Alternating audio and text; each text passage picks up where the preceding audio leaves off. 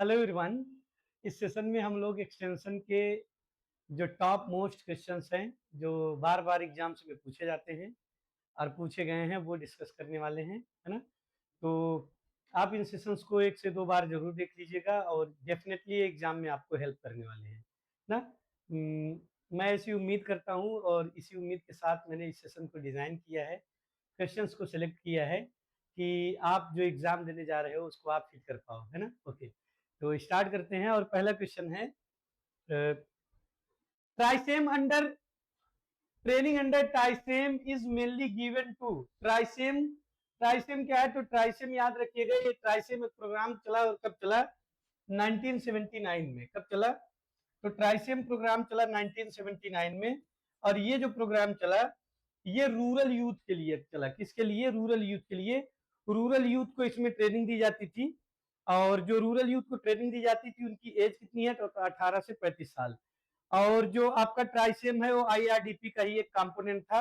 आपको पता है इंटीग्रेटेड रूरल डेवलपमेंट प्रोग्राम 1978 से 80 में चलता है और ट्राइसेम भी 1979 में चलता है। तो ट्राइसेम में जो ट्रेनिंग थे वो आईआरडीपी से भी लिए जाते थे और इनकी जो एज होती थी वो कितना? 18 से 35 साल। तो 18 से 35 साल के जो ग्रामीण हुए थे उनको ट्राइसेम के अंदर क्या दी जाती थी? ट्रेनिंग। तो क्वेश्चन है ट्राइसेम के तहत जिनको प्रशिक्षण दिया जाता था वो कौन लोग थे? तो young student, rural youth, womens, none of the. तो सही आंसर आपका क्या है इसमें? याद रखिएगा जो रूरल यूथ से उनको ट्रेनिंग दी जाती थी। मैं इस सेशंस में ऐसे भी क्वेश्चंस रखा हूं जिनके ऑप्शंस अलग तरीके से रखे जाते हैं, पूछे जाते हैं। हालांकि वो एक्चुअल में सही नहीं होते, लेकिन एग्जाम में यदि वैसे ऑप्शंस आते हैं तो आपको उन ऑप्शंस को सही करना है। Okay, next. The place where Gandhi ji started his Sevagram project. Gandhi ji ने अपना सेवाग्राम जो प्रोजेक्ट है वो कहां से शुरू किया? वर्धा से। और याद रखिएगा नवसारी में, गुजरात में एक एग्रीकल्चर यूनिवर्सिटी है, नवसारी एग्रीकल्चर यूनिवर्सिटी गुजरात में। अहमदाबाद में जो एंटरप्रेन्योरशिप डेवलपमेंट है, एंटरप्रेन्योरशिप डेवलपमेंट के लिए क्या है? एंटरप्रेन्योरशिप डेवलपमेंट के लिए इंस्टीट्यूट है। कहां पे? अहमदाबाद में। ओके, अब यहीं से याद रखना जो पहला एग्री क्लिनिक और एग्री बिजनेस सेंटर था वो कहां पर सबसे पहले खोला गया था? तो यहीं पे खोला गया था, याद रखिएगा, है ना। ओके, और एक्सटेंशन शुरू करने से पहले आप जान लीजिएगा एक्सटेंशन की ओरिजिन किससे होती है? एक्सटेंशन की ओरिजिन होती है सोशियोलॉजी से। मीन्स एक्सटेंशन जो सब्जेक्ट है वो क्या है? अप्लाइड साइंस है, प्योर साइंस नहीं है। और इसकी ओरिजिन कहां से हुई है? इसकी ओरिजिन हुई है सोशियोलॉजी से। एक्सटेंशन शब्द सबसे पहले प्रयोग किया किसने? वो रीज ने यूएसए में। और सबसे पहले ओरिजिनेट हुआ एक्सटेंशन टर्म कहां से? यूके से। सबसे पहले इस टर्म को उपयोग किसने किया? तो अमेरिका ने किया। ठीक है, और मैक कैफरी ने एक्सटेंशन टर्म दिया। एक्सटेंशन लैटिन वर्ड है, एक्स प्लस टेंसियो से बना हुआ है। एक्सटेंशन का अगर फादर पूछे तो तो याद रखिएगा आप जेपी लीगन्स हैं। इंडिया में केएन सिंह है। Father of demonstration Seaman and F है। फादर ऑफ यूनिवर्सिटी एक्सटेंशन पूछे तो जेम्स स्टुअर्ट है। Father of training Lynton and Pareek है। फादर ऑफ कम्युनिकेशन वेरलो है। Father of sociology Auguste Comte हैं। मॉडर्न सोशियोलॉजी आर्किमिस्टन है। और फादर ऑफ साइकोलॉजी पूछे तो सिगमंड फ्रॉइड है। Father of micro modern psychology Wundt है। Father of learning EL Thorndike है। ओके, नेक्स्ट क्वेश्चन है the traditional media of communication. Communication का जो ट्रेडिशनल मीडिया है वो कौन सा है? तो रेडियो। देखो कम्युनिकेशन का मीडिया कैसा है? ये ऑडियो मीडिया है ना। मीन्स ये केवल आपको क्या करेगा? सुनाई देगा। ये ऑडियो एड्स में आता है। रामलीला ये non projected audio visual add है और इसी को हम ट्रेडिशनल मीडिया के नाम से जानते हैं। टॉकिंग डाल जो है वो भी ट्रेडिशनल मीडिया या ट्राइबल मीडिया के नाम से जाना जाता है। टेप रिकॉर्डर आप जानते हो ये क्या काम करता है? ये भी आपका केवल और केवल ये ऑडियो एड से विजुअल नहीं है। Okay, next. नेक्स्ट है the link that connect with source with source. Means ऐसा आपको इसमें से लिंक बताना है जो सोर्स से रिसीवर को क्या करता है? सोर्स से रिसीवर को कनेक्ट करता है। अब ये देखो आपका कम्युनिकेशन के कितने एलिमेंट है? 4। कौन कौन से? सोर्स है, मैसेज है, चैनल है और रिसीवर है। Source, message, channel, receiver. तो सोर्स से रिसीवर को कौन कनेक्ट करता है? चैनल।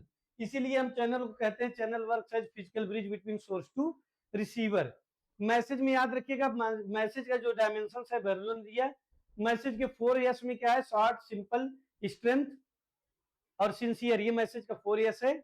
और मैसेज हमेशा मैसेज में टाइमलाइन नहीं सुनी चाहिए, मैसेज ब्रीफ होना चाहिए, मैसेज क्लियर होना चाहिए।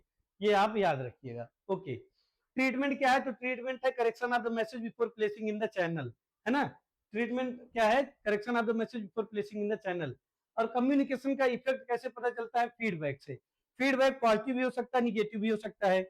फीडबैक जो है वो किसके कम्युनिकेशन मॉडल में एलिमेंट है, लीगल्स के, लेकिन फीडबैक का कॉन्सेप्ट किसने दिया, तो फीडबैक का कॉन्सेप्ट दिया बेरलो ने। ओके, और बेरलो को ही फादर ऑफ कम्युनिकेशन माना जाता है। नेक्स्ट है soil health card scheme was started during the year, soil health card scheme 2015 में चलती है, गंगानगर राजस्थान से इसकी शुरुआत होती है। 12 पैरामीटर्स को ये बताता है, जिसमें से एनपीके है, एफईएमएन, सीयूजेडएन, एम और एमओ है आपका। और उसमें आपको याद रखना है OHECPC means organic carbon, OH means organic, OH means क्या है, OC means organic carbon, PH means pH, और पीएच की खोज एसपीएल सोरेनसन ने की। और EC है इलेक्ट्रिकल कंडक्टिविटी, और इलेक्ट्रिकल कंडक्टिविटी क्या शो करता है, presence of total soluble salt in soil solution, means इससे हम सॉल्युबल सॉल्ट सॉइल में जान सकते हैं EC से। तो 12 पैरामीटर्स पे काम करता है वो कौन कौन सा है, N है, P है, K है, S है, Fe है, Mn है, Cu है, Zn है, B है, और उसके बाद OC है, EC है, PH है। तो 3 और ये 3 6 6 3 9 और 9 3 12, ये 12 पैरामीटर्स पे काम करता कौन कौन, NPK, S, Fe, Mn, Cu, Zn, B, OC, EC और PH। ठीक है, ओके। नेक्स्ट है television, radio, fairs, exhibitions are the media. तो टेलीविजन याद रखिएगा मास मीडिया है, रेडियो भी मास मीडिया है, फेयर्स भी, एग्जीबिशंस भी मास मीडिया है। और आपको याद रखना है टेलीविजन क्या है, टेलीविजन एक मीडिया है, याद रखना है आपको। टेलीविजन एरा इंडिया में स्टार्ट होता है कब, तो टेलीविजन एरा 1959 में स्टार्ट होता है, और रूरल टीवी जो प्रोग्राम है 1974 में चलता है। रेडियो की पहली बार ब्रॉडकास्टिंग जो होती है वो कब होती है, तो रेडियो की ब्रॉडकास्टिंग पहली बार 1927 में होती है। रेडियो में याद रखिएगा जो रेडियो टॉक होता है उसमें ideal delivery of words per minute होना चाहिए 120 to 140 words per minute. Okay, radio electronic magnetic device है। रेडियो एक ऐसा मीडियम है जो फार्मर्स को सबसे कम डिस्टर्ब करता है। ओके, तो रेडियो याद रखिएगा सबसे कम डिस्टर्ब करता है। रेडियो सबसे कम डिस्टर्ब करने वाला मीडिया है किसान को, क्यों, क्योंकि रेडियो किसान खेत में काम करते हुए भी सुन सकता है ना। तो रेडियो एक ऐसा मीडिया है जो फार्मर्स को सबसे कम डिस्टर्ब करता है। उसके बाद है the role of extension education agricultural development is. देखो एक्सटेंशन क्या है, तो एक्सटेंशन पहली बात तो याद रखिएगा लैटिन वर्ड है, एक्स प्लस टेंसियस बना हुआ है। एक्स मतलब आउट, टेंसियो मतलब स्ट्रेचिंग, इस प्रकार से एक्सटेंशन मतलब है stretching out. Stretching out means बाहर तरफ फैलाव, खिंचाव या प्रसार, और बाहर तरफ खिंचाव फैलाव प्रसार किसका, टेक्नोलॉजी का, है ना, टेक्नोलॉजी का बाहर तरफ खिंचाव फैलाव प्रसार। एक्सटेंशन याद रखिएगा जब लेट ब्लाइट ऑफ पोटैटो 1843 से 45 में आया, आयर लैंड ड्यू टू पोटैटो में दो टाइप का ब्लाइट लगता है, लेट ब्लाइट और अर्ली ब्लाइट। लेट ब्लाइट के कारण आयरलैंड में आयरिश फेमाइन आई, और आयरिश फेमाइन से बहुत सारे लोग प्रभावित हुए। तो वर्ल्ड के जितने भी एग्रीकल्चरिस्ट थे सब इकट्ठा हुए कैम्ब्रिज यूनिवर्सिटी में, और उन्होंने ये फाइंड आउट किया कि जो साइंटिफिक टेक्नोलॉजिकल नॉलेज है फार्मर्स तक नहीं पहुंच पा रहा है, इसका मतलब साइंटिफिक टेक्नोलॉजिकल गैप है। तो सबसे पहला लेक्चर यूनिवर्सिटी से बाहर जाकर जेम्स स्टुअर्ट ने दिया, इसीलिए हम जेम्स स्टुअर्ट को फादर ऑफ क्या मानते हैं, यूनिवर्सिटी एक्सटेंशन। और सही आंसर क्या है, तो एक्सटेंशन किसका काम करता है, कैटलिस्ट का काम करता है। मतलब कैटलिस्ट के उत्प्रेरक मीन्स अगर फार्मर्स को लगता है कि मैं कोई काम नहीं कर पाऊंगा, इम्पॉसिबल है, तो एक्सटेंशन वर्कर स्टिमुलेट करता है फार्मर्स की जो उसकी पोटेंशियल है उसको रियलाइज कराता है। तो extension worker do to action means कार्य करने की तरफ, आगे की तरफ बढ़ जाता है, मीन्स इनिशिएट करता है किसी काम को। तो एक्सटेंशन याद रखिएगा, एक्सटेंशन सॉफ्ट साइंस है, एक्सटेंशन फैमिली ओरिएंटेड है, एक्सटेंशन हॉरिजॉन्टल एजुकेशन है, एक्सटेंशन टू वे प्रोसेस है, एक्सटेंशन सर्विस है, प्रोफेशन है, डिसिप्लिन है, एक्सटेंशन फ्लेक्सिबल है in terms of curriculum, extension applied science है, एक्सटेंशन अप्लाइड बिहेवियरल साइंस है। एक्सटेंशन क्या है, a science that assist farm people, ऐसा विज्ञान है जो प्रसिद्ध प्रलोग है उनकी सहायता करता है। और शॉर्टेस्ट डिफिनेशन एक्सटेंशन की है, an out of school system of education for rural people. और एक्सटेंशन याद रखिएगा, एक्सटेंशन लोगों के व्यवहार को चेंज करता है। Extension is an applied behavioural science the knowledge of which to be applied to bring desirable change in the behavioral complex of human being। Means extension जो है वो बिहेवियर को चेंज करता है। नेक्स्ट है an innovative programme of ICR which is aimed at retaining rural youth in agriculture. मतलब जो युवा हैं उनको एग्रीकल्चर में रोक के रखा जाए, मीन्स ग्रामीण क्षेत्रों में ही वो रहें, शहर की तरफ माइग्रेट न करें। इसके लिए आईसीआर ने एक प्रोग्राम चलाया जिसका नाम था आर्या। आर्या को आईसीआर ने केवीके की सहायता से इंप्लीमेंट किया। पहले शुरुआत में ये 25 स्टेट्स के 25 जिले के 25 केवीको में शुरू किया गया। ठीक है, याद रखिएगा, मेरा गांव मेरा गौरव आईसीआर ने चलाया, स्टूडेंट रेडी भी और फार्मर फर्स्ट भी। ओके, आर्या का पूरा नाम है attracting and retaining rural youth in agriculture, ये पूछा गया है क्वेश्चन। एगमार्क याद रखिएगा, एगमार्क मतलब एग्रीकल्चरल मार्क, ये किसी भी प्रोडक्ट की क्वालिटी और प्योरिटी को शो करता है। एगमार्क का एक्ट 1936 में आया, 37 में ये इफेक्टिव हुआ। एगमार्क के तहत सर्टिफिकेशन पहले पाने वाला पहला प्रोडक्ट था आपका, याद रखिएगा, बटर। एगमार्क की जो सेंट्रल लैब है वो कहाँ पे है, नागपुर में, और जो क्षेत्रीय प्रयोगशाला उत्तर भारत की उत्तर प्रदेश में कहाँ पे है, कानपुर में।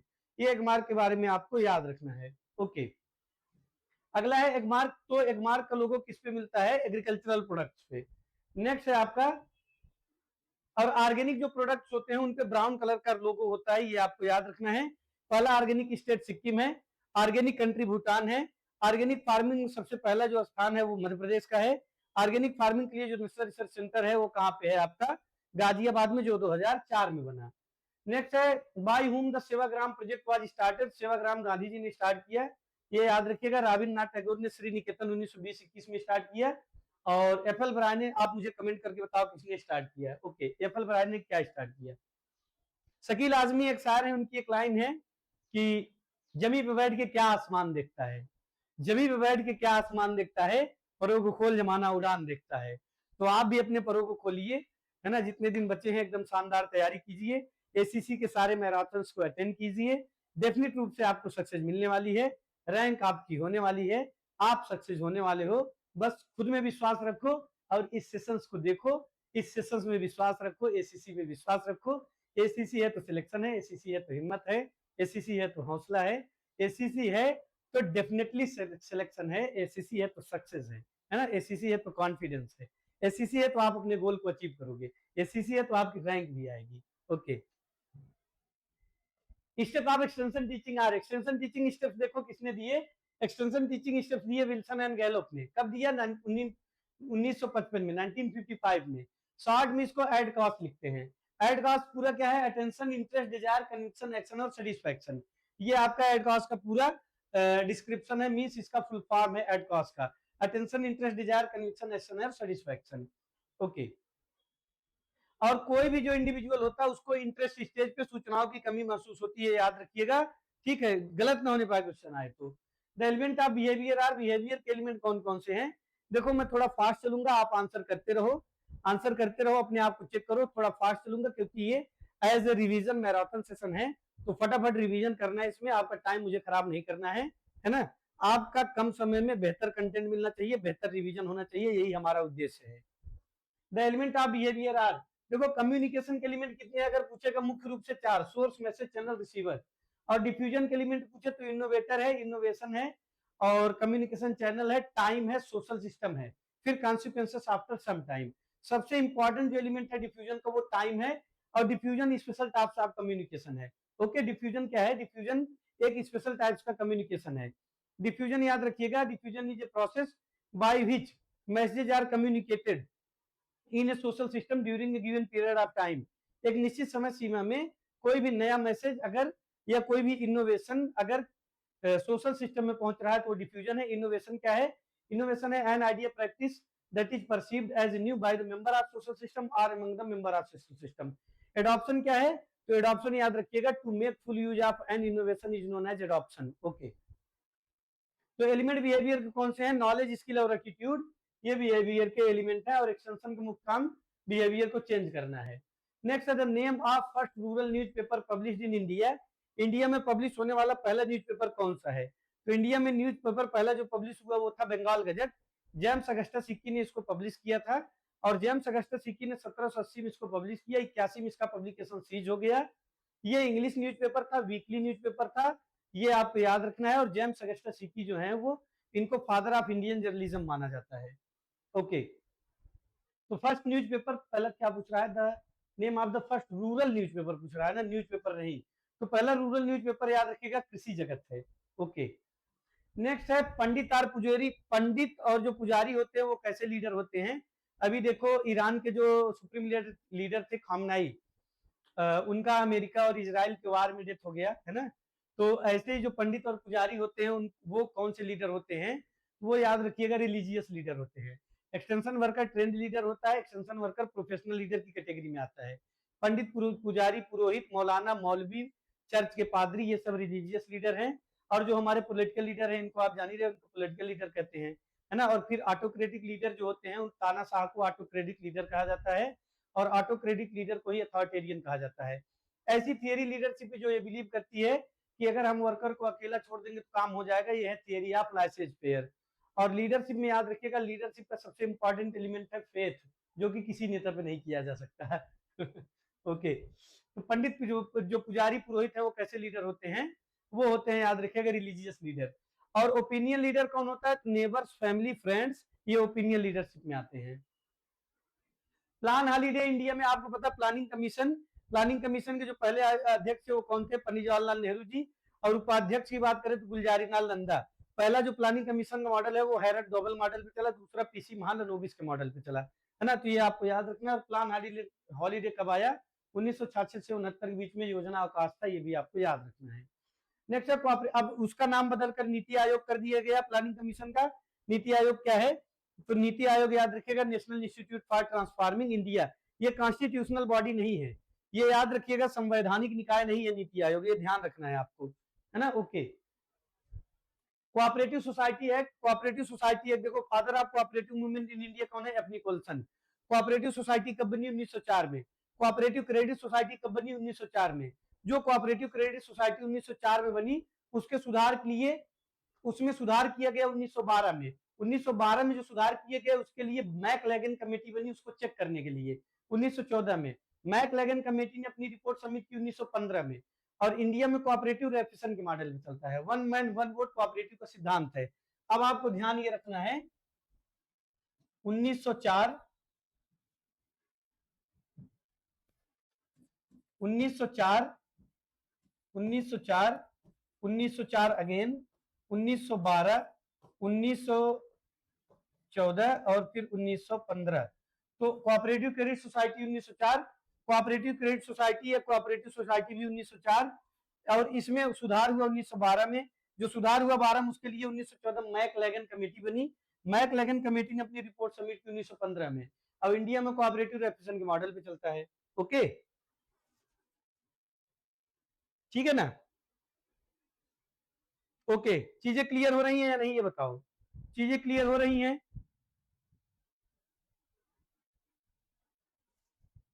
चीजें क्लियर हो रही हैं भाई लोग, बताओ।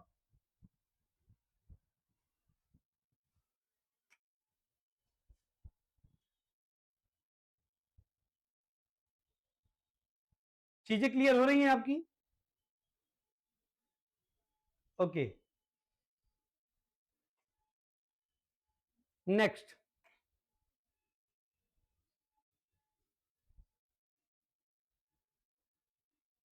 आगे आ जाइए। तो 1904 सही है। नेक्स्ट है आपका इंटेंसिव एग्रीकल्चर एरिया प्रोग्राम, आईएएपी कब चला, तो आईएएपी 1964 में चला। और याद रखिएगा ICDP intensive cattle development programme कब चला, आईसीडीपी चला 1964-65 में। और उसके बाद आपको याद रखना है आईआरडीपी कब चला, 1960 में। और उसके बाद आपको याद रखना है आईएडीपी चला 1960 में, आईआरडीपी चला 1978-80 में, आईएडीपी 1960 में चला। आईएडीपी को पैकेज प्रोग्राम के नाम से भी जानते हैं। और आईआरडीपी जो है उसकी अप्रोच थी to select poorest among the poor, means गरीबों में से भी गरीब का चयन करना है। और आईआरडीपी की जो बेसिक यूनिटी डेवलपमेंट की वो फैमिली, आईआरडीपी के अंदर 30% एससी एसटी को इंक्लूड करना मस्ट था।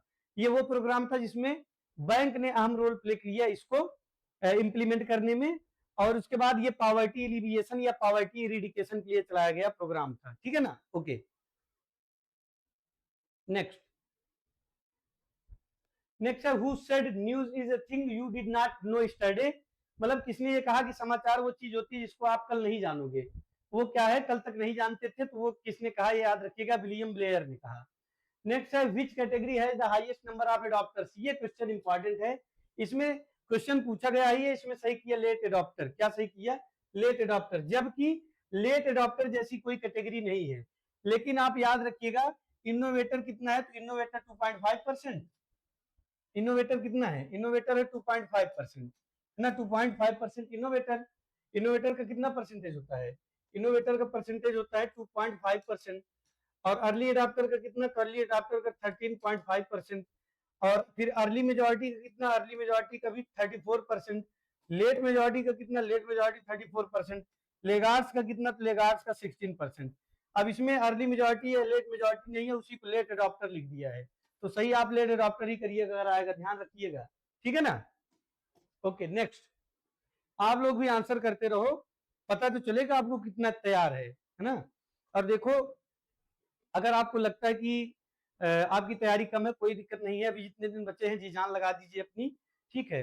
और तेज कर रफ्तार को अपनी तू अगर, तेज कर रफ्तार को अपनी तू अगर अभी भी पीछे ही है, तेज कर रफ्तार को अपनी तू अगर अभी भी पीछे ही है, और मंजिलें हो लाख ऊंची पर मगर, मंजिलें हो लाख ऊंची पर मगर रास्ता तो पांव के नीचे ही है। तो अगर आप करना चाहोगे तो कर लोगे, अभी समय है, मेहनत करो, कोई दिक्कत नहीं, आप अपनी अपनी मेहनत को सफलता के मुकाम तक पहुंचाइए, ठीक, उसमें हम आपकी हेल्प करने वाले हैं। तो सही आंसर क्या होगा, लेट अडॉप्टर, याद रखिएगा।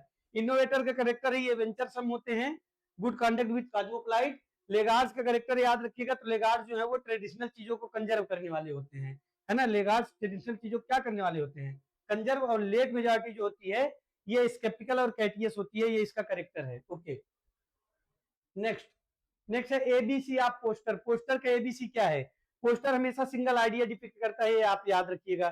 पोस्टर हमेशा क्या करता है, सिंगल आइडिया डिपिक्ट करता है। पोस्टर अगर पूछे कैसा आइडिया डिपिक्ट करता है, तो पोस्टर हमेशा सिंगल आइडिया डिपिक्ट करता है। क्लियर हो रही है चीजें आपकी, बताइए।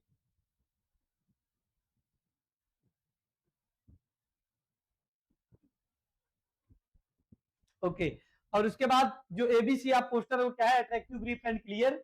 और अगर एबीसी आप जब रिलीजन पूछ रहे तो क्या है, एक्यूरेसी, ब्रेविटी एंड क्लियरिटी। तो सही आंसर क्या है, अट्रैक्टिव, ब्रीफ एंड क्लियर। इंतजार मत करो, तुम जितना सोचते हो जिंदगी उससे भी कहीं ज्यादा तेजी से निकली जा रही है, समय नहीं है आपके पास, और वास्तविकता यही है ना, टाइम नहीं है, समय नहीं है, आपको पता है, time and tide wait for none, समय और समुद्र की धाराएं किसी का इंतजार नहीं करती हैं, इसलिए आप जी जान लगा दीजिए अपनी, है ना, जी जान लगा दीजिए अपनी, और आप कर जाएंगे, कर गुजरेंगे, हमें विश्वास है, ठीक है ना। आप कर सकते हैं, आप में वो क्षमता है, वो पोटेंशियल है, ठीक है ना, आप में वो क्षमता, वो पोटेंशियल है, आप कर सकते हो, बस खुद पे विश्वास रखो, जितना दिन बचा है अच्छे से तैयारी करो। Lab to land programme, lab to land programme was started in India in the year, lab to land programme 1979 में आईसीएआर की गोल्डन जुबली पे चला। इसका जो कॉन्सेप्ट चलाने का वो था technology assessment and refinement, technology assessment and refinement मतलब फील्ड पर, प्रक्षेत्र पर जाकर क्या करना, टेक्नोलॉजी को देखना, और अगर कोई कमी है तो उसमें सुधार करना। Okay intensive cattle development programme 1964 में चला, याद रखिएगा, और 1960 में चला आईएडीपी, है ना। नेक्स्ट है evaluation is done to find out, evaluation क्या है, measuring the performance of predetermined goal is known as evaluation. और आप ये याद रखिएगा, जो एक्सटेंशन प्रोग्राम प्लानिंग है उसका 7वां स्टेप है इवेल्युएशन। एक्सटेंशन प्रोग्राम प्लानिंग में टोटल कितने स्टेप्स हैं, 8। Collection of fact, analysis of situation, identification of problem, determination of objective and goal, उसके बाद preparation of plan of work and calendar of operation, फिर है follow through the plan of work and calendar of operation, फिर है evaluation और reconsideration.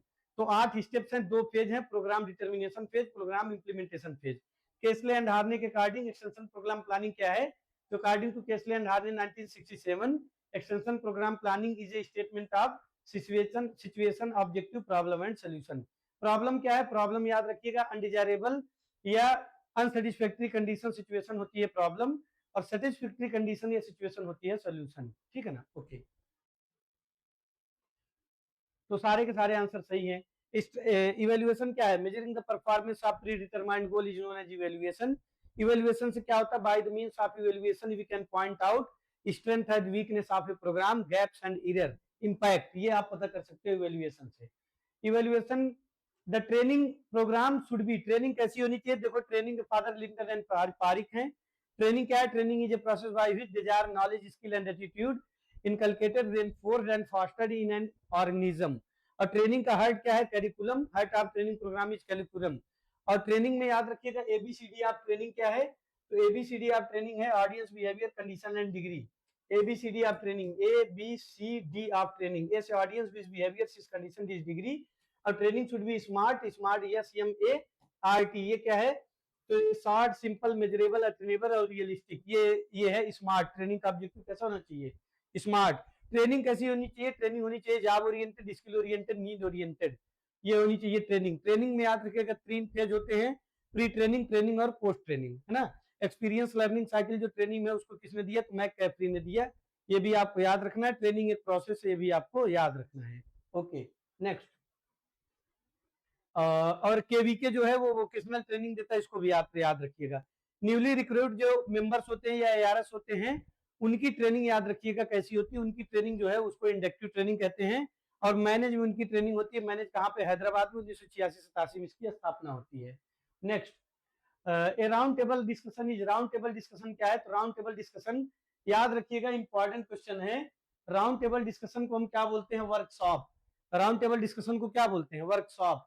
और panel जो होता है वो सेमी सर्कल डिस्कशन होता है, सेमी सर्कल डिस्कशन होता है पैनल। अगर क्वेश्चन आए तो पैनल सही मत करिएगा, अगर वर्कशॉप न रहे तो पैनल आप सही कर सकते हो।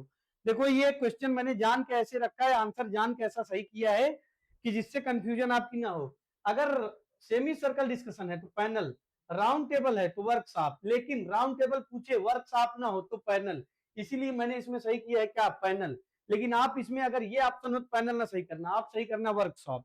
अगर सेमी सर्कल हो तो क्या है? पैनल। मींस अर्धचंद्राकार हो तो पैनल है। ओके।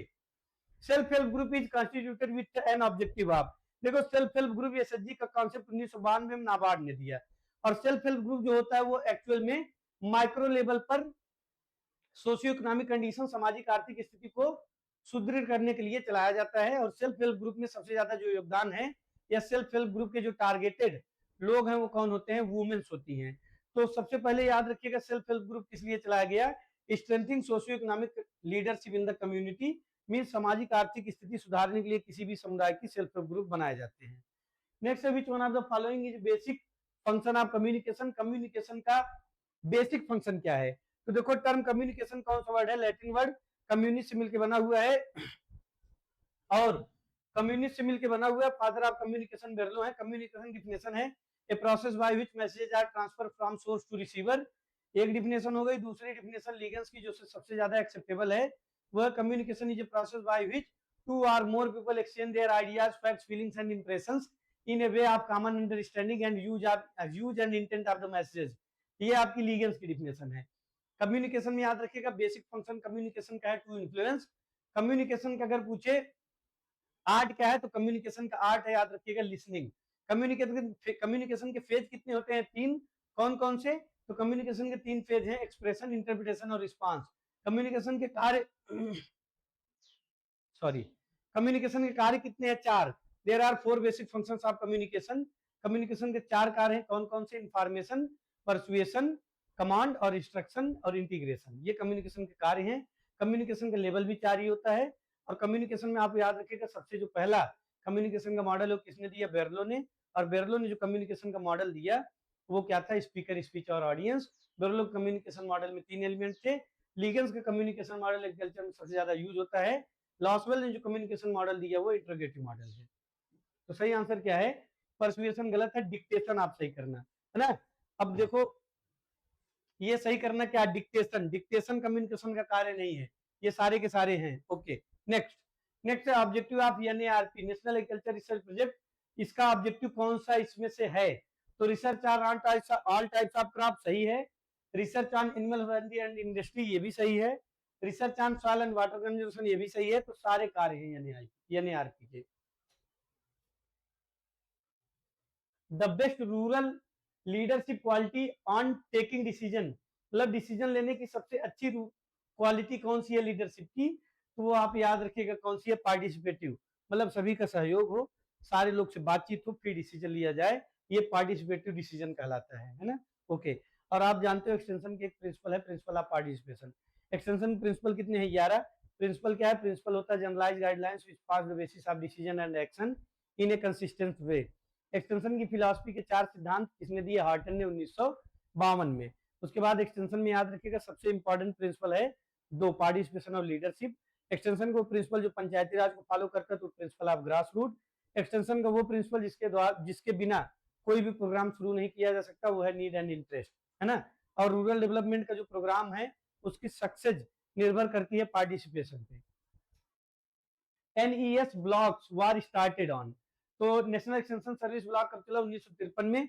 कम्युनिटी डेवलपमेंट चला 1952 में, और कम्युनिटी डेवलपमेंट प्रोग्राम 1952 में, कम्युनिटी डेवलपमेंट ब्लॉक 1954 में, और कम्युनिटी डेवलपमेंट पूरी कंट्री में एक साथ 1958 में। कम्युनिटी डेवलपमेंट को ट्रांसफर कर दिया गया स्टेट्स को 1969 में ना 1969 में। और कम्युनिटी डेवलपमेंट का जो फिलॉसफी है philosophy of self help. Okay, और NES कब चला? 1953 में। डेमोक्रेटिक डिसेंट्रलाइजेशन देखो, प्रजातांत्रिक विकेंद्रीकरण, प्रजातांत्रिक विकेंद्रीकरण का मतलब है वही 3 टायर सिस्टम। किसने दिया? बलवंत राय मेहता ने। चीजें क्लियर हो रही हैं या नहीं बताओ? थोड़ा मैं फास्ट चल रहा हूं क्योंकि आपको क्विक रिवीजन कराना है, समय आपके पास कम है, रफ्तार को बढ़ाइए। तो आप याद रखिएगा, पंचायती राज सिस्टम सबसे पहले इंप्लीमेंट हुआ राजस्थान के नागौर जिले से 1959 में।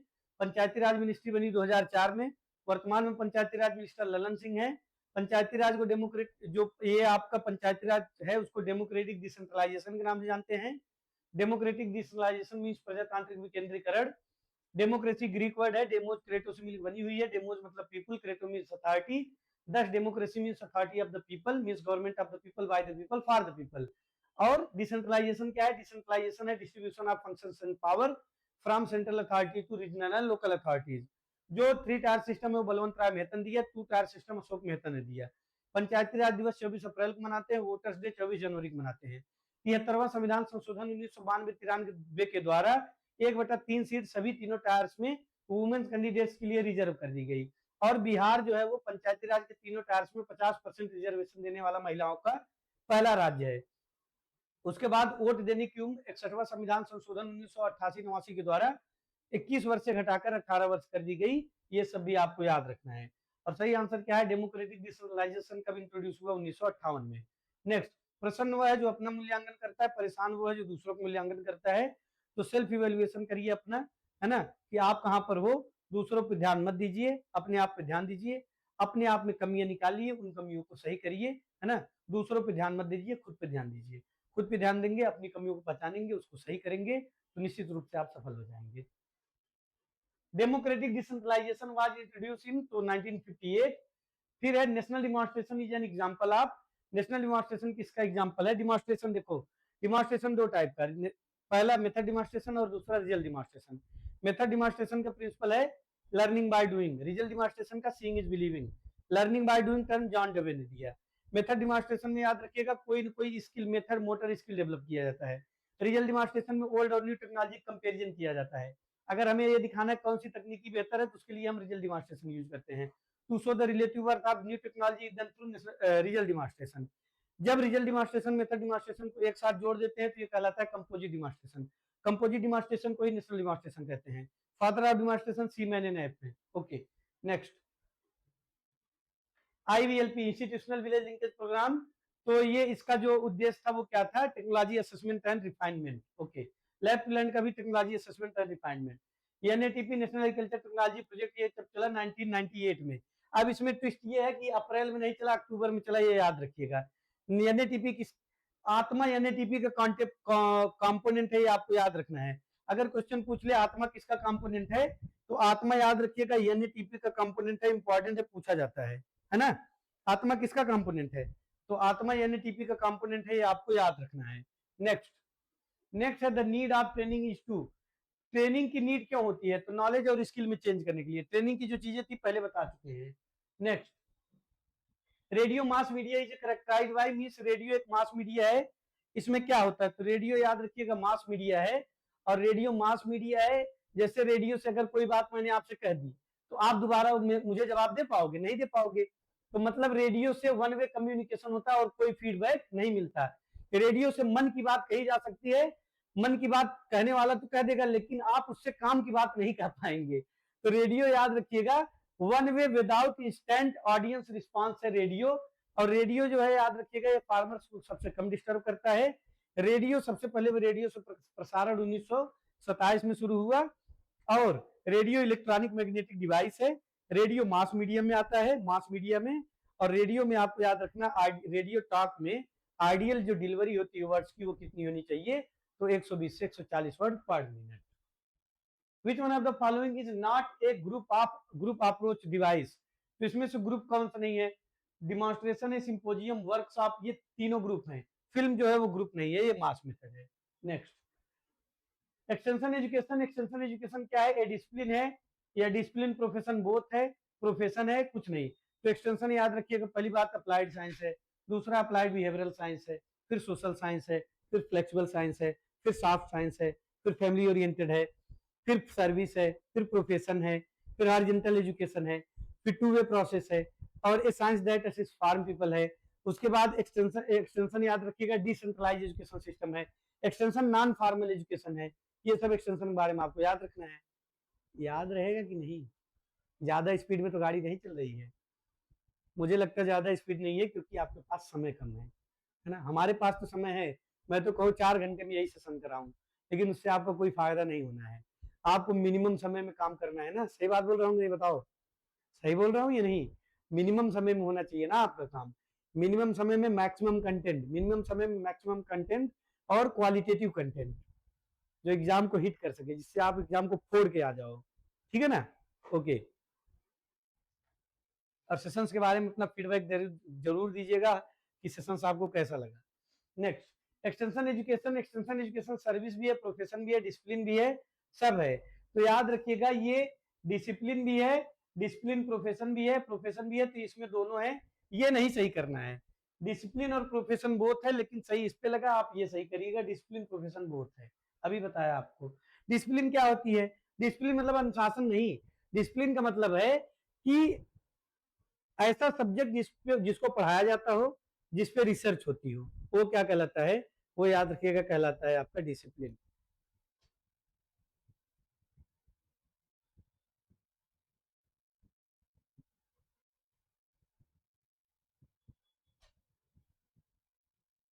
ठीक है ना?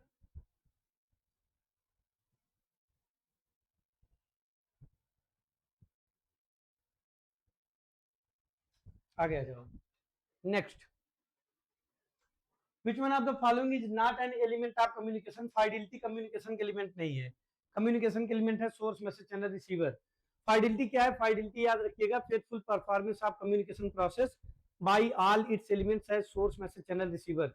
सोर्स, मैसेज, चैनल और रिसीवर, अगर ये चारों अपना काम सही तरीके से कर रहे हैं तो इसको हम कम्युनिकेशन फाइडिलिटी बोलते हैं।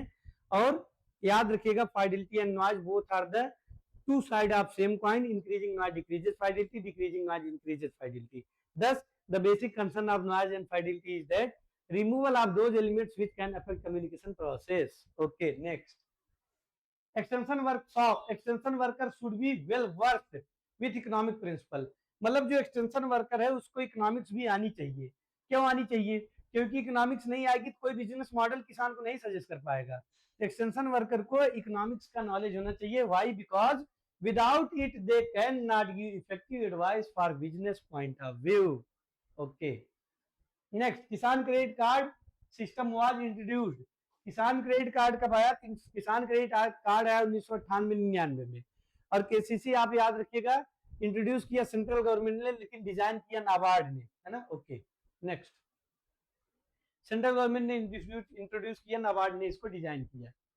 समय दिखाई नहीं देता और बहुत कुछ सिखा जाता है, और time and tide wait for none, समय और समुद्र की धाराएं किसी का इंतजार नहीं करती हैं, है ना। अगर आप अपनी जिंदगी से प्यार करते हैं तो अपने समय से भी प्यार करिए, क्योंकि वो समय ही है जिससे मिलकर जिंदगी बनी हुई है ना। वो समय ही है जिससे मिलकर जिंदगी ही बनी हुई है। घड़ी को लोग सुधार देते हैं, लेकिन समय नहीं कोई सुधार सकता, समय खुद को ही सुधारना पड़ता है। ठीक है ना? तो समय को बर्बाद मत करिए। Manage your time as you manage your money. आप अपने समय को उसी तरह से उपयोग करिए जिस तरह से आप अपने पैसे का उपयोग करते हैं।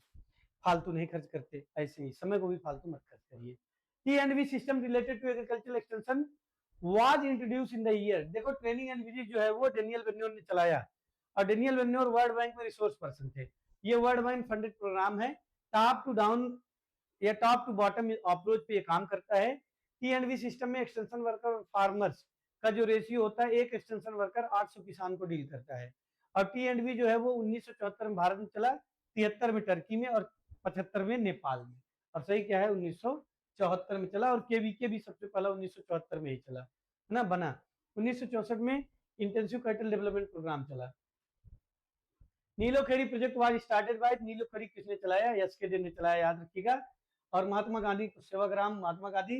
रविन्द्रनाथ टैगोर ने चलाया श्रीनिकेतन, और एफ एल ब्रायन ने क्या चलाया? Gurgaon project. Okay, Gurgaon project 1920, Mahatma Gandhi ने सेवाग्राम चलाया, एसके डे ने चलाया, याद रखिएगा कौन सा? नीलोखेड़ी प्रोजेक्ट। और रविन्द्रनाथ टैगोर ने चलाया श्रीनिकेतन। फैमिली क्या है? तो फैमिली याद रखिएगा कैसा ग्रुप है? इनफॉर्मल ग्रुप है। इनफॉर्मल ग्रुप वो ग्रुप होता है जिसमें लोगों के बीच में क्लोज रिलेशन होता है या इंटीमेट रिलेशन होता है, इसको इन ग्रुप भी कहते हैं। और फैमिली इनफॉर्मल ग्रुप इसलिए है क्योंकि अगर फैमिली में हमसे किसी से कुछ कहना है, किसी से कोई बात करनी है, तो हमको किसी से परमिशन लेने की जरूरत नहीं पड़ती है, मतलब हम फॉर्मेलिटी अदा नहीं करते हैं। फैमिली मेंबर से तो ऐसे ही बात करते हैं ना, क्यों? बोलो भाई, बोलो तो। देखो हम फास्ट चल रहे हैं इसलिए ज्यादा आप पर ध्यान नहीं दे पाएंगे, क्वेश्चन पे ध्यान दे रहे हैं, क्वेश्चन के डिस्क्रिप्शन आपको अच्छा देंगे। एक्सटेंशन में जो लीडरशिप की रिक्वायरमेंट है वो वॉलेंट्री लीडरशिप की रिक्वायरमेंट है। जितने भी कोऑपरेटिव्स हैं सब वॉलेंट्री ग्रुप है। आप याद रखिएगा जितने भी कोऑपरेटिव्स हैं वो सब सेकेंडरी ग्रुप में आते हैं। फैमिली, नेबर्स प्राइमरी ग्रुप, और जितने भी आपके कोऑपरेटिव हैं सब सेकेंडरी ग्रुप में है। प्राइमरी ग्रुप में इंटीमेट रिलेशन या क्लोज रिलेशन होता है। नेक्स्ट, प्राइमरी ग्रुप छोटा होता है, सेकेंडरी ग्रुप बड़ा होता है। Communication is the sharing of ideas, facts, feelings in A mode of mutuality, ये किसने कहा? एगर्सडेल ने। एगर्सडेल याद रखिएगा कोन ऑफ एक्सपीरियंस दिए, कब दिए? 1960 में। कोन ऑफ एक्सपीरियंस को मॉडिफाइड किया सील ने 1989 में। कोन ऑफ एक्सपीरियंस में सबसे ऊपर रीडिंग है, सबसे नीचे सेइंग एंड डूइंग है। रीडिंग से कोई व्यक्ति 10% सीखता है, और याद रखिएगा हियरिंग से 20, सीइंग से 30, सेइंग एंड हियरिंग से 50, सेइंग एंड डूइंग से सेइंग से 70, सेइंग एंड डूइंग से 90। ये है कोन ऑफ एक्सपीरियंस, एगर्सडेल ने दिया। मैंने सब चीजें आपको पढ़ाई है, बताई है, सिखाई है, फटाफट रिवीजन करना है हमको। क्यों? क्योंकि समय है बहुत कम। समय क्या है? समय बहुत कम है। Law of readiness, law of exercise, law of effect are related to which of the following learning theory? तो law of exercise, law of readiness, law of effect संबंधित है ट्रायल एंड एरर से, है ना। ट्रायल एंड एरर से आप exercise में क्या करते हो? ट्रायल एरर ही तो करते हो। रेडीनेस में क्या करते हो? ट्रायल एरर ही तो करते हो। इफेक्ट में ट्रायल और एरर से ही तो इफेक्ट आता है। ठीक, ओके। अगला NATP, national agriculture technology project was started in the year, तो एनएटीपी स्टार्ट हुआ 1998 में। और याद रखिएगा आत्मा कंपोनेंट है किसका? एनएटीपी का। और SREP strategic research and extension plan component है किसका? ये कंपोनेंट है, याद रखिएगा, आत्मा का। याद रखिएगा गड़बड़ ना होने पाए। Which one of the following is non projected aid? Non projected aid कौन सा है? तो नॉन प्रोजेक्टेड एड याद रखिएगा cinema, slide, overhead projector, picture. Picture non projected है, पिक्चर को प्रोजेक्ट नहीं किया जा सकता। सिनेमा प्रोजेक्टेड है, स्लाइड प्रोजेक्टेड है, ओवरहेड प्रोजेक्टर जो है ये प्रोजेक्टेड है। मतलब जिसके लिए लाइट इलस्ट्रेशन की आवश्यकता पड़ती है वो प्रोजेक्टेड है, और जिनके लिए आवश्यकता नहीं पड़ती है वो नॉन प्रोजेक्टेड है। तो पिक्चर आपका नॉन प्रोजेक्टेड है। अब पपेट्स और non projected audio visual add है, ये पूछा जाता है, इंपॉर्टेंट है। पपेट्स और जो टॉकिंग डाल है ट्राइबल मीडिया के अंदर आता है, ये भी पूछा जाता है। साथ ही साथ आपको याद रखना रामलीला ट्रेडिशनल मीडिया है, ये भी पूछा जाता है। ठीक है ना, okay. People should realize that the task of extension education is their own work. The above sentence depict which principle of education? देखो जब आप ये सोचो कि किसी का काम मेरा काम है और आप उसमें सहयोग करते हो, तो क्यों सहयोग करते हो? पता है, आप सहयोग इसलिए करते हो कि आप अपना समझ के सहयोग करते हो। सहयोग करने का मतलब क्या? कोऑपरेशन। तो जब भी आप किसी भी काम को ये समझ करते हो कि खुद का आपका काम है, ये किस प्रिंसिपल को शो करता है? ये करता है शो कोऑपरेशन को। और सही कौन सा है? प्रिंसिपल ऑफ नीड इंटरेस्ट गलत, प्रिंसिपल ऑफ कोऑपरेशन यही सही है। अगला है इन विच ईयर प्रधानमंत्री फसल बीमा योजना वाज इंट्रोड्यूस इन इंडिया? तो देखो सब प्रोग्राम कुछ बताते हैं इंपॉर्टेंट जो पूछे जाते हैं। 1903 में डेनियल हैमिल्टन ने चलाया क्या? Rural reconstruction. 1905 में सर्वेंट ऑफ इंडियन सोसाइटी। 1920 में गुड़गांव प्रोजेक्ट। 1921 में मार्केंडम। और उसके बाद आप याद रखिएगा 1921 में ही श्रीनिकेतन चला। ठीक है, और उसके बाद आपको उसके बाद याद रखना grow more food campaign 1942। Grow more food campaign 42 में फेल हुआ, फिर 47 में चला। Grow more food inquiry committee बनी 1952 में। उसके बाद फिर आप और आगे आ जाओगे तो 52 में CDP चला, कम्युनिटी डेवलपमेंट प्रोग्राम। फिर 1953 में नेशनल एक्सटेंशन सर्विस चली। 54, 55, 56 में कुछ, 55 में एसेंशियल कमोडिटी एक्ट आया। 56, 57, 58 कुछ नहीं, 58 में डेमोक्रेटिक डिसेंट्रलाइजेशन आया, 59 में लागू किया गया। 60 में IADP, और फिर 61 में कुछ नहीं, 62, 63, 64, 64 में इंटेंसिव कैटल डेवलपमेंट प्रोजेक्ट चला। और IAAP भी 1964 में चला। 65 में कुछ नहीं, 66, 67, 1965, 66 में HYBP high yielding variety programme चला, जिसका उद्देश्य था 1970-72 तक खाद्यान्न उत्पादन में आत्मनिर्भरता प्राप्त करना। 67, 68, 69, 70 में कुछ नहीं, 71, 72, 73, 74, 74 में T&V चला, और 74 में ही पहला KVK बना। 75, 76, 77, 78, 78 से 80 में चला IRDP integrated rural development programme. 79, 80, 81, 82, 82 में याद रखिएगा ड्वाकरा चला, development of women and child in rural areas. 83, 84, 1983 में नेशनल रूरल एम्प्लॉयमेंट स्कीम चली, है ना, 1983 में। फिर 1980 में चली। फिर 84, 85, 86, 86 में technology mission on oil seed आया। 87, 88, 89, हाँ 1988 में याद रखिएगा नियाम बना, national institute of agriculture marketing.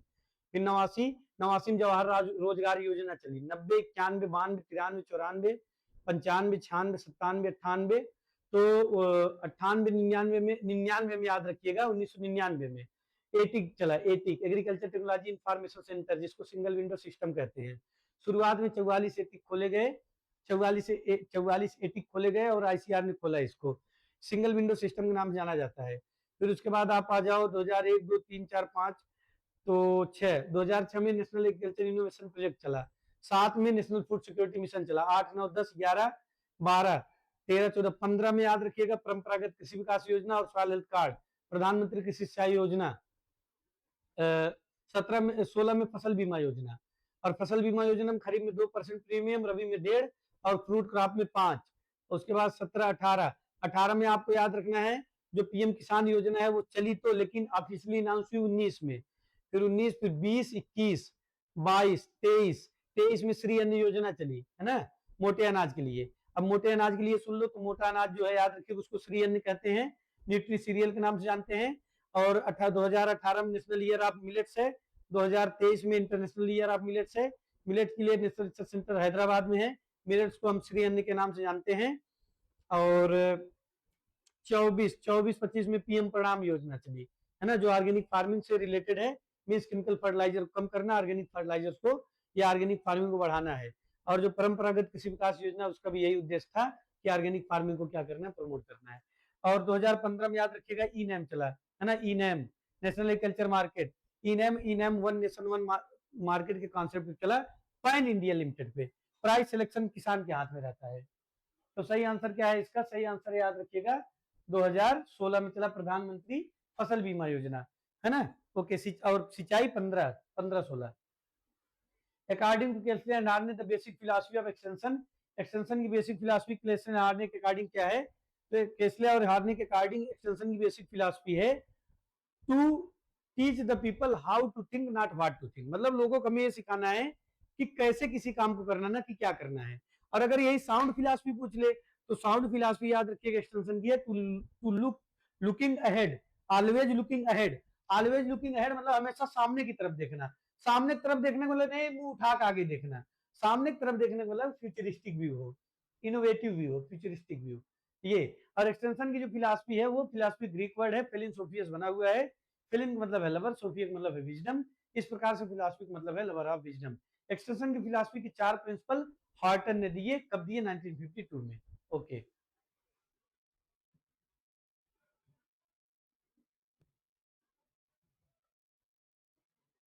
To teach the people how to think not what to think, सही है। नहीं चल रहा है यार ये।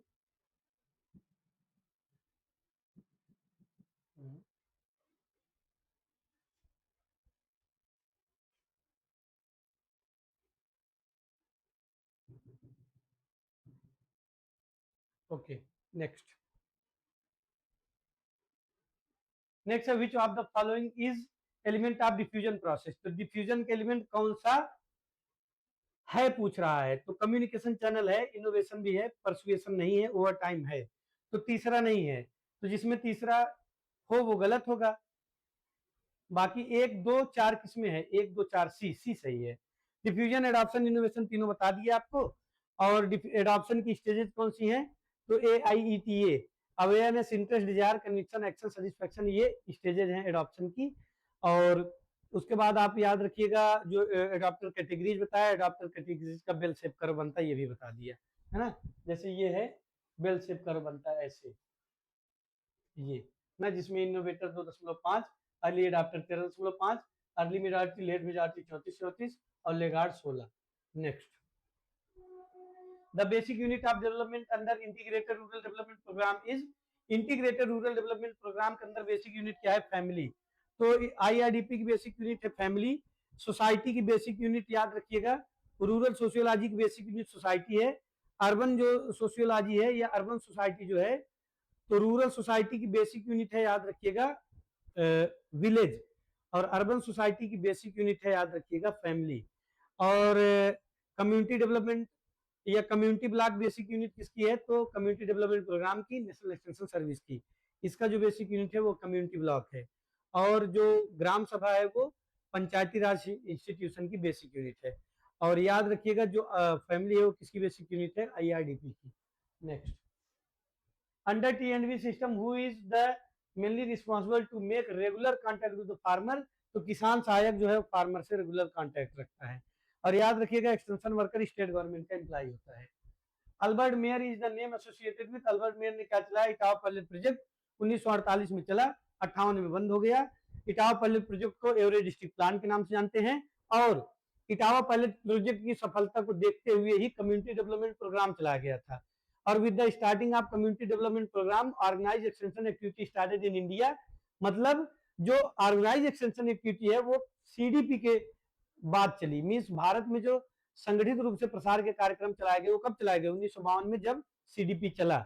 और CDP किसकी सफलता को देखकर चलाया गया, तो इटावा पायलट प्रोजेक्ट 1948 को देखकर। और Etawah pilot project Albert Mayer ने चलाया, इटावा यूपी में है, महेबा गांव से, ठीक है ना। ओके, उसके बाद इसमें और आपको याद रखना है कि जो इटावा पायलट प्रोजेक्ट है वो सेल्फ एम्प्लॉयमेंट के लिए था, और वीट प्रोडक्शन में इसमें बढ़ोतरी हुई इस प्रोग्राम से। और विलेज लेवल वर्कर इसी का कॉन्सेप्ट है इटावा पायलट का। The objective of TRYSEM is to provide technical skill to the rural youth from families below the poverty line. The targeted group comprise rural youth between the age of, question घुमा फिरा पूछा, ट्राइसेम में जो trainee होते हैं उनकी as क्या होती है, तो 18 से 35 साल, आप ये याद रखिएगा, ठीक है ना। Okay, next, lab to learn programme. Lab to learn programme किसने चलाया, ICR ने अपनी गोल्डन जुबली चलाया, याद रखिएगा 1979 में। गांधी श्रीमती इंदिरा गांधी ने, याद रखिएगा, गरीबी हटाओ का नारा दिया 1975 में। Who is the father of modern theory of management, तो मॉडर्न थियरी ऑफ मैनेजमेंट का कौन है, Henri Fayol. Management French word है, मैनेजमेंट की याद रखिएगा कितने प्रिंसिपल हैं, तो 14। पॉस्कार, planning, organising, stopping, directing, controlling, coordinating, ये POS, planning, organising, stopping, directing, controlling, regulating और बजटिंग।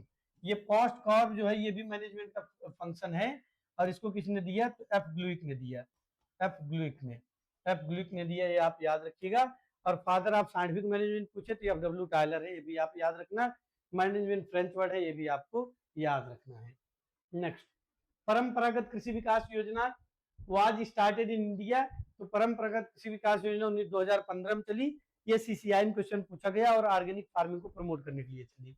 नेक्स्ट है method demonstration does not include, method demonstration में क्या इंक्लूडेड नहीं होता है, तो seed treatment with rhizobium culture, और use of improved variety seed, फिर है taking soil sample for its testing, फिर है बडिंग इन फ्रूट प्लांट्स।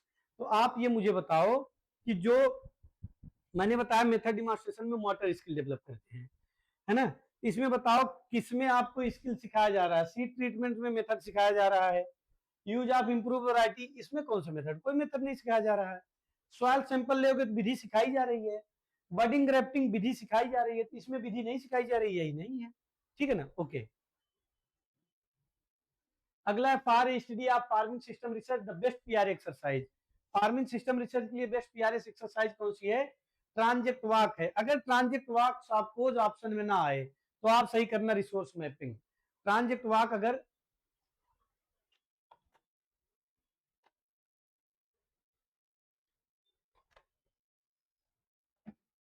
ट्रांजेक्ट वाक अगर ना आए तो फिर कौन सही करिएगा, resource mapping. Don't think just do, means आप कभी सोचो ना कि क्या करना है। अगर आप ये सोचोगे क्या करना है और उसमें देर लगा दोगे तो फिर समय निश्चित कर देगा कि आपका क्या करना है। इसलिए समय रहते अपनी तैयारी को शुरू करिए, है ना, क्योंकि time and tide wait for none, समय और समुद्र की धाराएं जो है वो किसी का इंतजार नहीं करती हैं। ठीक है ना, okay. In which year the first KVK was established, देखो कृषि विज्ञान केंद्र पहला स्टेब्लिश हुआ 1974 में। मोहन सिंह मेहता कमेटी की सिफारिश में पहला कृषि विज्ञान केंद्र खोला गया। केवीके की सफलता के श्रेय डॉक्टर चंद्रिका प्रसाद को जाता है। केवीके भारत में इस समय 731 है, 31 ना आए ऑप्शन में 32 सही करना। केवीके जो है वो 11 अटारी द्वारा गवर्न किया जाता है। केवीके की फंडिंग आईसीएआर करता है। उत्तर प्रदेश में इस समय 89 केवीके हैं, सबसे ज्यादा केवीके यहीं पे हैं। अटारी जो उत्तर प्रदेश में है वो जोन 3 में कानपुर में है। और टोटल केवीके कितना है, 731 ना आए तो 732। पहला KVK net zero KVK West Bengal का है, वेस्ट बंगाल में पहला net carbon zero KVK West Bengal का पहला केवीके है, ये आप याद रखिएगा। और केवीके को जो सुप्रीम बॉडी कंट्रोल करती है वो कौन सी है, आईसीएआर, फंडिंग भी आईसीएआर से होती है। और केवीके बना क्यों, KVK are found to offer need based skill oriented vocational training programme for the participating farmer and rural youth. KVK का प्रिंसिपल क्या है, तो केवीके प्रिंसिपल है priority to the weaker section of the society, means ग्रामीण जो जो कमजोर वर्ग उनको प्राथमिकता देना। Agriculture production is the prime goal. Mandate क्या है, एफएलडी फ्रंट लाइन डिमॉन्स्ट्रेशन और OFT on farm testing and organising training programme, और ट्रेनिंग प्रोग्राम ऑर्गेनाइज कराना। केवीके आत्मा के साथ भी कोलैबोरेट करके काम करता है। केवीके डिस्ट्रिक्ट लेवल पे काम करता है। केवीके को फार्म साइंस सेंटर के नाम से जाना जाता है। पहला केवीके 1974 में पांडिचेरी में खोला गया। केवीके की मदद से ही आर्या प्रोग्राम को आईसीआर ने इंप्लीमेंट किया, attracting and retaining rural youth in agriculture. That's all about KVK. 1974 में पहला केवीके बना। Who is appointed as the chairperson of ATMA, ATMA क्या है, आत्मा याद रखिएगा एग्रीकल्चर टेक्नोलॉजी मैनेजमेंट एजेंसी, आत्मा का पूरा नाम है। आत्मा क्या है, आत्मा Atma is an autonomous body works at district level for the dissemination of agriculture proven technologies from for the dissemination of agriculture proven technology to the farmers with a collaborative efforts of all agricultural departments from village level to district level. Means आत्मा जिला स्तर पर काम करने वाला निकाय है, collaborative effort से काम करता है, जितने भी जिला स्तर से लेकर ग्रामीण स्तर के एग्रीकल्चर के इंस्टीट्यूशन है सबको जोड़ के काम करता है। आत्मा के अंदर में जो ट्रेनिंग होते हैं उनको स्टेट लेवल पर ट्रेनिंग देने वाला सबसे बड़ा इंस्टीट्यूट समिति है, state agricultural management extension training institute. आत्मा का जो ब्लॉक लेवल पर फंक्शन करता है सेंटर वो है एफआईएसी, फार्मर्स इंफॉर्मेशन एडवाइजरी सेंटर। आत्मा 2004-5 में शुरू हुआ। आत्मा एनएटीपी का कंपोनेंट है और आत्मा का कंपोनेंट है SREP, strategic research and extension plan. याद रखना आत्मा को, नहीं तो आत्मा को याद नहीं रखोगे क्वेश्चन आ जाएगा तो आत्मा से परमात्मा का मिलन हो जाएगा। ठीक है ना, बताओ रिवीजन हो रहा है अच्छे से आपका?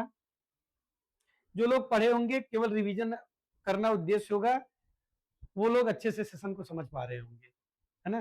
और उम्मीद मैं ये भी करता हूँ कि जो लोग नहीं भी पढ़े होंगे थोड़ा फास्ट है, आप समझते हुए समय की अहमियत, समय की कीमत, समय कम है, समय आपके पास नहीं है, तो मैं जल्दी से जल्दी मैक्सिमम कंटेंट देना चाहता हूँ।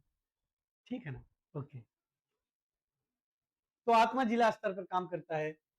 Next, communicator is the characteristics element in the model of.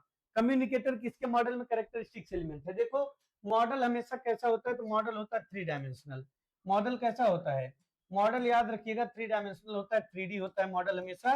और मॉडल पहला कम्युनिकेशन किसने दिया, अरिस्टोटल ने।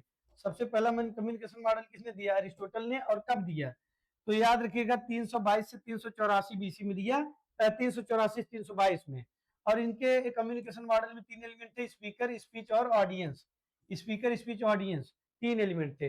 सबसे ज्यादा एग्रीकल्चर की फील्ड में यूज होने वाला कम्युनिकेशन मॉडल है किसका, लीगन्स का। तो communicator, message channel, treatment, audience, audience response. Berlo का कम्युनिकेशन मॉडल है सेम सीडीआर, है ना, source encoder, message channel, decoder, receiver. Rogers and Shoemaker का है SMCRE, source message channel receiver effect. Lasswell का जो कम्युनिकेशन मॉडल है वो इंट्रोगेटिव है। और ये क्या है, who से, what से, to whom, with, by, which channel, in which circumstances, with what effect, ये लास्टवेल का मॉडल है। ठीक है ना, आगे चलो। तो लिगन्स का कम्युनिकेशन मॉडल में कम्युनिकेटर कैरेक्टरिस्टिक्स एलिमेंट है। बेरलो का, रोजर्स का, लास्टवेल का, सबका मॉडल बता दिया मैंने। The person considered as father of extension, तो जो जेपी लिगन्स है वो फादर ऑफ एक्सटेंशन है, James Stuart father of university extension है, सी मेनेनेफ फादर ऑफ डिमॉन्स्ट्रेशन है, एगर्सडेल याद रखिएगा कौन ऑफ एक्सपीरियंस दिया इन्होंने।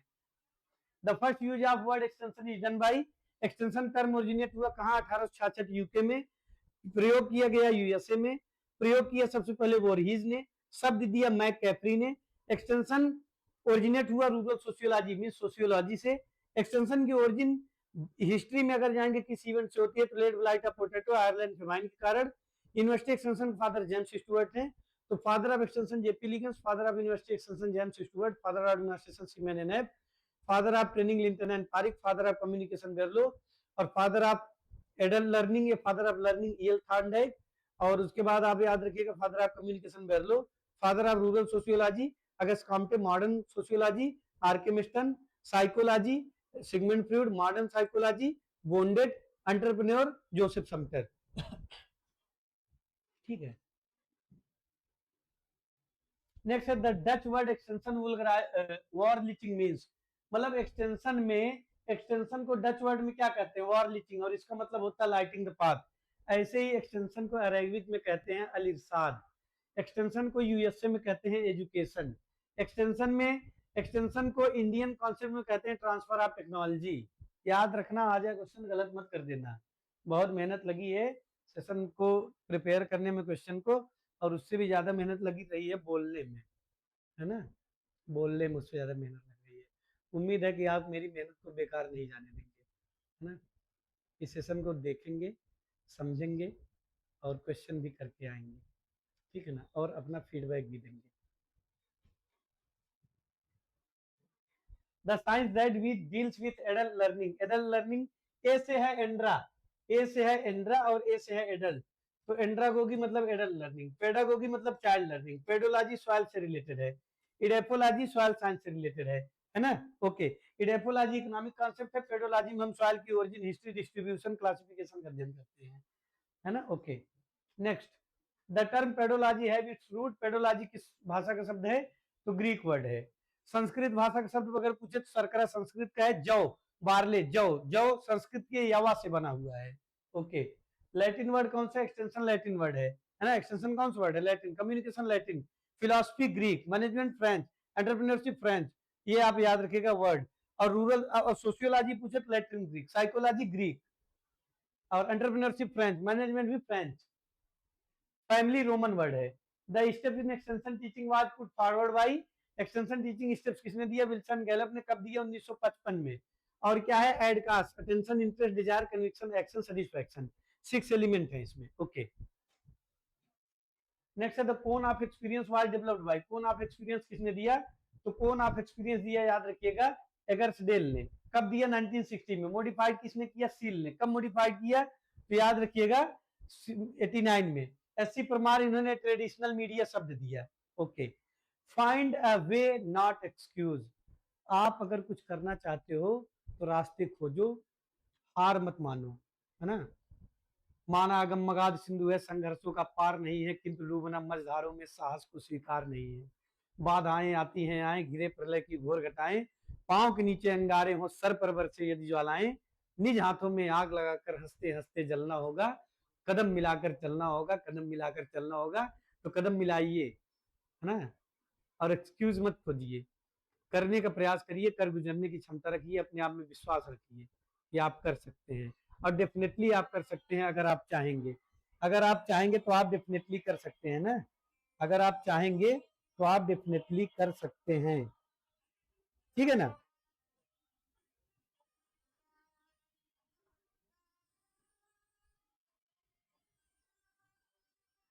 ओके,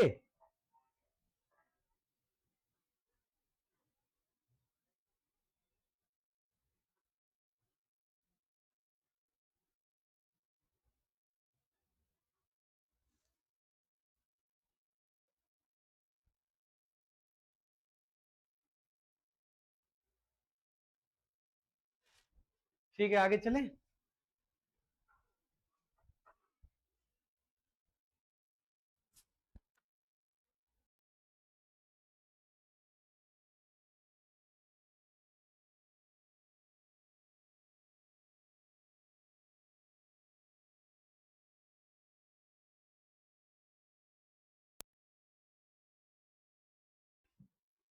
नेक्स्ट है to show the relative worth of new practice the extension method best suited. अगर हमने बताया ओल्ड और न्यू का कंपैरिजन करना कौन सा मेथड यूज करते हैं, result demonstration. Campaign intensive teaching है, याद रखिएगा। Next Seaman Knapp conducted result demonstration in, mean Seaman ने रिजल्ट डिमॉन्स्ट्रेशन किस पे कंडक्ट किया, तो सब सी मैन एन ऐप ने रिजल्ट डिमॉन्स्ट्रेशन कॉटन पे किया था, लेकिन सबसे पहला डिमॉन्स्ट्रेशन मेज पर किया गया था।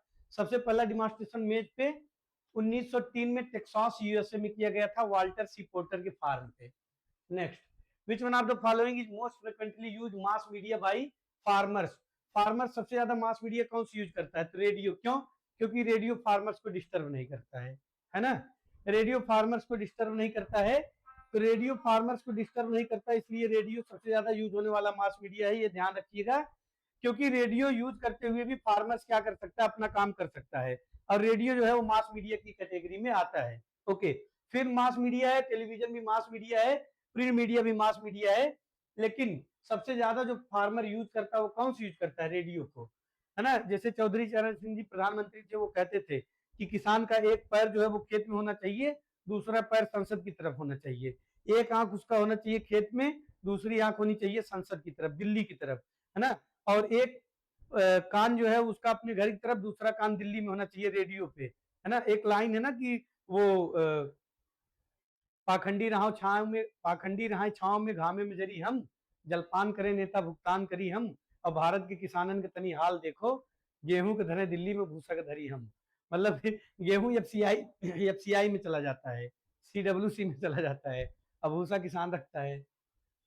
ए body of general principle of laws of field knowledge is, तो ये है फिलोसफी, और फिलोसफी एक्सटेंशन की ग्रीक वर्ड है, ये फेलिन सोफिया से बना हुआ है, फेलिन और सोफिया से बना हुआ है, जिसका मतलब है lover of wisdom. Basic philosophy extension की है to teach the people how to think not what to think, और उसके बाद याद रखिएगा एक्सटेंशन की sound philosophy always looking ahead. Next the bio village concept was popularised by, bio village concept किसने दिया, बाय विलेज कॉन्सेप्ट दिया M S Swaminathan ने, याद रखिएगा। और ये world food prize, first world food prize winner भी थे, और ये वीट ब्रीडर थे ना। Okay, ICAR was established based on the recommendation of, तो रॉयल कमीशन ऑन एग्रीकल्चर के बेस पर आईसीएआर को स्थापित किया गया।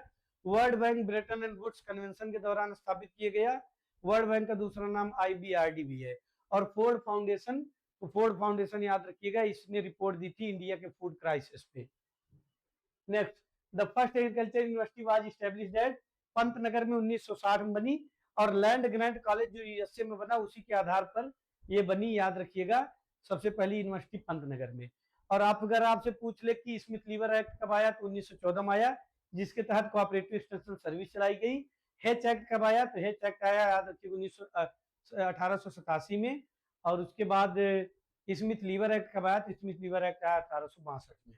नेक्स्ट नेक्स्ट है the existence of service in USA is called, extension service को यूएसए में क्या कहते हैं, तो एक्सटेंशन सर्विस यूएसए में कोऑपरेटिव एक्सटेंशन सर्विस कहते हैं, है ना। इंडिया में ट्रांसफर ऑफ टेक्नोलॉजी कहते हैं, और अरब में अल इरशाद कहते हैं, फ्रेंच में बुल्गराइजेशन कहते हैं। नेक्स्ट नेक्स्ट है 4H क्लब किसने चलाया, तो OH बेंसन ने चलाया, याद रखिएगा, ठीक है। सी मैन एन ऐप, ये कौन ऑफ एक्सपीरियंस इन्होंने चलाया। नेक्स्ट है the most basic function of communication, संचार का सबसे बेसिक काम क्या है, टू इन्फ्लुएंस, प्रभावित करना। और अगर पूछे संचार का आर्ट मींस कम्युनिकेशन का आर्ट क्या है, तो लिसनिंग कम्युनिकेशन का आर्ट है। Never give up because great things takes time, मतलब कभी आप गिव अप मत करो, कभी आप पीछे मत जाओ, कभी आप अपने आप को कमजोर महसूस मत करो, कभी आप चीजों को छोड़ो मत, आप प्रयास करो, मेहनत करो, है ना। कभी अगर जिंदगी में ऐसा समय आए तो आपको लगे कि किताब पलटते रहनी है या किताब बंद कर देनी है, पन्ना पलटना है या किताब बंद कर देना है, तो आप पन्ना पलटना चुनो, पेज को पलटते रहो, पेज को पलटोगे तो किताब याद हो सकती है, किताब का ज्ञान आपको मिल सकता है, लेकिन किताब बंद कर दोगे तो खत्म सब कुछ, है ना, याद रखो। Next action reaction interdependence in communication is known as, तो एक्शन रिएक्शन इंटरडिपेंडेंस कम्युनिकेशन कहलाता है feedback. Action reaction interdependence communication में क्या कहलाता है, फीडबैक। और फीडबैक याद रखिएगा पॉजिटिव नेगेटिव दोनों हो सकता है। फीडबैक कम्युनिकेशन प्रोसेस को स्टेबलाइज कर देता है, और फीडबैक क्या है, carrying some significant response back to communicator is known as feedback. Feedback का कॉन्सेप्ट वेरलो ने दिया, फीडबैक एलिमेंट है लिगेंस कम्युनिकेशन मॉडल में। नेक्स्ट होमोफिली क्या है? अगर कम्युनिकेशन जो लोग कर रहे हैं दोनों एक जैसे हैं, समान है आचार व्यवहार विचार में, तो होमोफिली कहलाएगा। अलग अलग है तो हेट्रोफिली कहलाएगा। फाइडिलिटी बता ही दिया। अकवर्ड वर्बल रिस्पॉन्स क्या कहलाता है? अकवर्ड वर्बल रिस्पॉन्स कहलाता है एंटिक्स। क्रोनोमिक्स जब टाइम से रिस्पॉन्स करते हो, हैप्टिक जब आप टच से रिस्पॉन्स करते हो, कांसिक्स जब आप मीन्स इशारों में रिस्पॉन्स करते हो।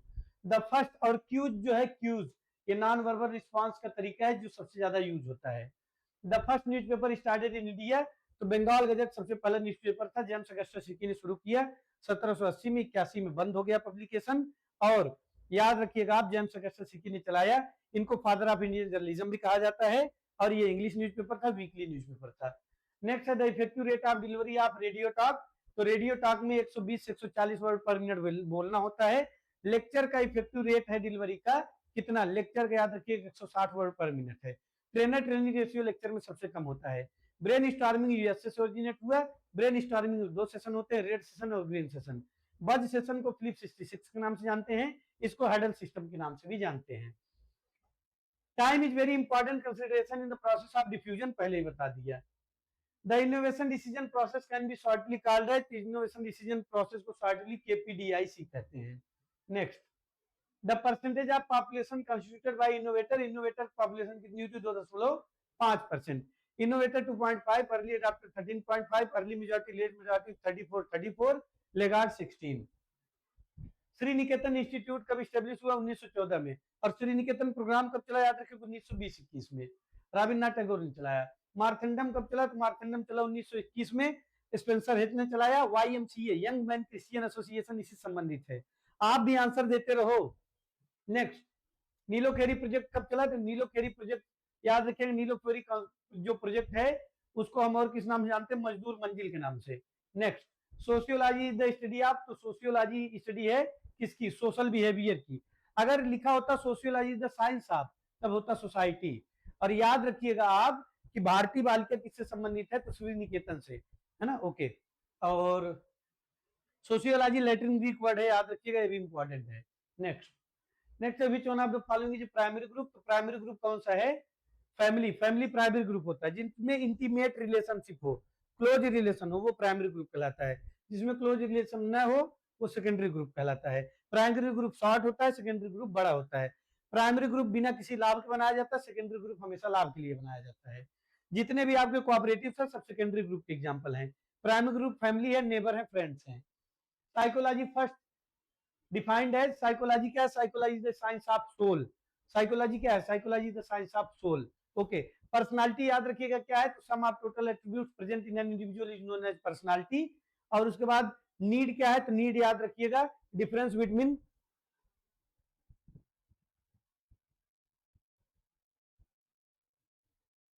Between what is and what should be, means क्या है और क्या होना चाहिए, इसके बीच का गैप है आपका कहलाता है नीड। और गोल क्या है? Distance in any given direction in which an individual wants to go during given period of time, ये है goal. Which among the following is technique enhance creative thinking, तो ब्रेन स्टॉर्मिंग से creative thinking जो है वो बढ़ती है। और रोल प्लेइंग याद रखिएगा, ये डूइंग मेथड है ट्रेनिंग का। ट्रांस फिर है transformational leadership theory was formulated bye, तो इसको किसने दिया? याद रखिएगा BM बॉस ने दिया। फिर है two factor theory of motivation was proposed by, ये दिया याद रखिएगा F हेजबर्ग ने। Next, the term theory of x, theory of x term किसने दिया? तो याद रखिएगा मैकग्रेगर ने दिया। फिर है the for large group we can adopt, large group के लिए हम बज सेशन अडॉप्ट करते हैं। बज सेशन का कॉन्सेप्ट आया मधुमक्खियों से। फादर ऑफ पीआरए कौन है? Robert Chamber. Father of PRA in India Neelam Mukherjee.